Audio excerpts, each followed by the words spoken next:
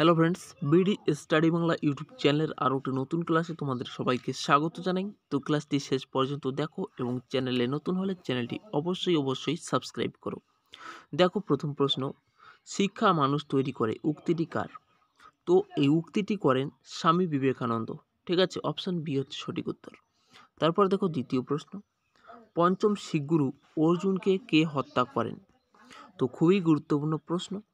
পঞ্চম শিখ গুরু অর্জুনকে হত্যা করেন জাহাঙ্গীর। অপশন ডি হচ্ছে সঠিক উত্তর, জাহাঙ্গীর। তারপর দেখো 3 নাম্বার প্রশ্ন, কেচোর গমন অঙ্গের নাম কি? কেচোর গমন অঙ্গের নাম কি? তো সঠিক উত্তর হচ্ছে অপশন এ, সিটা, অপশন এ। তারপর দেখো 4 নাম্বার প্রশ্ন, স্পঞ্জ এর রেচন অঙ্গের নাম কি? স্পঞ্জ এর রেচন অঙ্গের নাম হচ্ছে দেহতল। অপশন ডি হচ্ছে সঠিক উত্তর, দেহতল। তারপর দেখো, আন্তর্জাতিক জৈব বৈচিত্র্য দিবস পালিত হয় কোন তারিখে? তো আন্তর্জাতিক জৈব বৈচিত্র্য দিবস পালিত হয় 29শে ডিসেম্বর। অপশন ডি হচ্ছে সঠিক উত্তর, 29শে ডিসেম্বর। তারপর দেখো 6 নম্বর প্রশ্ন, ব্যান্ডেল তাপবিদ্যুৎ কেন্দ্র কোথায় অবস্থিত? তো ব্যান্ডেল তাপবিদ্যুৎ কেন্দ্র পশ্চিমবঙ্গে অবস্থিত। অপশন ডি হচ্ছে সঠিক উত্তর, পশ্চিমবঙ্গ। তারপর দেখো, পাবলিক সার্ভিস কমিশনের সদস্য থাকে মোট কতজন? পাবলিক সার্ভিস কমিশনে মোট সদস্য থাকে 22 জন। অপশন এ হচ্ছে সঠিক উত্তর, 22 জন। তারপর, ভূদান আন্দোলনে সবচেয়ে বেশি জমি যে রাজ্য থেকে দান করা হয় তা নিম্নের কোনটি? তো অপশন আছে বিহার, দিল্লি, রাজস্থান নাকি পশ্চিমবঙ্গ। তো সঠিক উত্তর হচ্ছে অপশন এ, বিহার। ঠিক আছে। তারপর দেখো 9 নম্বর প্রশ্ন, ভারতের অর্থনৈতিক রাজধানী বলা হয় কোন শহরকে? ভারতের অর্থনৈতিক রাজধানী বলা হয় মুম্বাইকে। অপশন এ হচ্ছে সঠিক উত্তর, মুম্বাই। তারপর দেখো 10 নম্বর প্রশ্ন, বর্তমান ভারতে জাতীয়করণ করা হয়েছে মোট কয়টি ব্যাংকে? ঠিক আছে। তো সঠিক উত্তর হচ্ছে অপশন সি, 19টি ব্যাংকে। ঠিক আছে, 19টি। তারপর দেখো, সাহারা কাপ কোন খেলার সাথে যুক্ত? সাহারা কাপ কোন খেলার সাথে যুক্ত?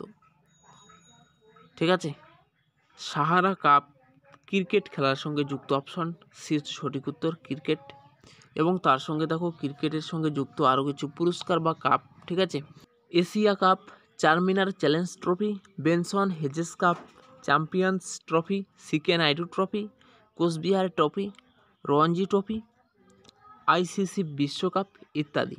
ঠিক আছে, তো এগুলো হচ্ছে ক্রিকেটের সঙ্গে যুক্ত। এবং আমাদের সেকেন্ড ইউটিউব চ্যানেলের লিঙ্ক এই ভিডিওর ডেসক্রিপশনে তো আছে, সেখান থেকে তোমরা সেই চ্যানেলে যুক্ত হতে পারো। তারপর দেখো 12 নম্বর প্রশ্ন, ভারতে প্রথম লিথিয়াম ধাতুর ভান্ডার খুঁজে পাওয়া গেল কোথায়? তো খুবই গুরুত্বপূর্ণ প্রশ্ন। তো ভারতে প্রথম লিথিয়াম ধাতুর ভান্ডার খুঁজে পাওয়া যায় জম্মু ও কাশ্মীরে। অপশন ডি হচ্ছে সঠিক উত্তর, জম্মু ও কাশ্মীর। তারপর দেখো, ভারতের বৃহত্তম সমাধিসৌধ কোনটি? ভারতের বৃহত্তম সমাধিসৌধ হচ্ছে তাজমহল। অপশন এ হচ্ছে সঠিক উত্তর, তাজমহল। তারপর দেখো, সর্বপ্রথম তৃতীয় আম্পায়ারের শিকার হয় কোন খেলোয়াড়? অপশন আছে রোহিত শর্মা, বিরাট কোহলি, সচিন তেন্ডুলকর, রাহুল দ্রাবিড়। তো সর্বপ্রথম তৃতীয় আম্পায়ারের শিকার হয় সচিন তেন্ডুলকর। অপশন সি হচ্ছে সঠিক উত্তর, অপশন সি। তারপরে দেখো, যে সংশোধনকে সংবিধানের ক্ষুদ্রতম সংস্করণ বলা হয় তা কোনটি? ঠিক আছে, তো সঠিক উত্তর হচ্ছে অপশন বি, 42তম সংশোধনকে। Option B. তারপর দেখো, হরপ্পা সভ্যতা কে আবিষ্কার করেন? হরপ্পা সভ্যতা কে আবিষ্কার করেন? সঠিক উত্তর হচ্ছে option B, Dayaram Sahani. Option B. তারপর দেখো, কোষের সমবিভাজনকে কি বলে? ঠিক আছে, কোষের সমবিভাজনকে কি বলে? তো কোষের সমবিভাজনকে বলা হয় মাইটোসিস। অপশন বি হচ্ছে সঠিক উত্তর, মাইটোসিস। তারপর দেখো 18 নম্বর প্রশ্ন, কলকাতার প্রথম বাংলা সাপ্তাহিক পত্রিকা সমাচার দর্পণ এর সম্পাদক কে? তো কলকাতার প্রথম বাংলা সাপ্তাহিক পত্রিকা সমাচার দর্পণ এর সম্পাদক হচ্ছে উইলিয়াম কেরি। ঠিক আছে, উইলিয়াম কেরি। তারপর দেখো 19 নম্বর প্রশ্ন, ভারতীয় সংবিধান রচনার সময় সংবিধানে ছিল মোট কয়টি ধারা? তো সঠিক উত্তর হচ্ছে অপশান বি, 395টি ধারা, অপশান বি।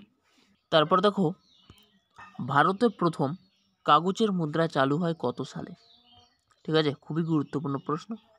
তো এই প্রশ্নের উত্তর জানার আগে তোমরা যারা চ্যানেলে নতুন আছো চ্যানেলটি অবশ্যই সাবস্ক্রাইব করো এবং ক্লাসটা ভালো লাগলে অবশ্যই একটি লাইক করো। তো ভারতে প্রথম কাগজের মুদ্রা চালু হয় 1962 সালে, অপশন এ হচ্ছে সঠিক উত্তর। এবং আমাদের সেকেন্ড ইউটিউব চ্যানেলের লিঙ্ক এই ভিডিওর ডেসক্রিপশনে দেওয়া আছে, সেখান থেকে তোমরা সেই চ্যানেলে যুক্ত হতে পারো। তো আজকের ক্লাস এই পর্যন্ত, দেখা হচ্ছে পরের এক নতুন ক্লাসে। ততক্ষণের জন্য ভালো থাকবেন, সুস্থ থাকবেন, ধন্যবাদ।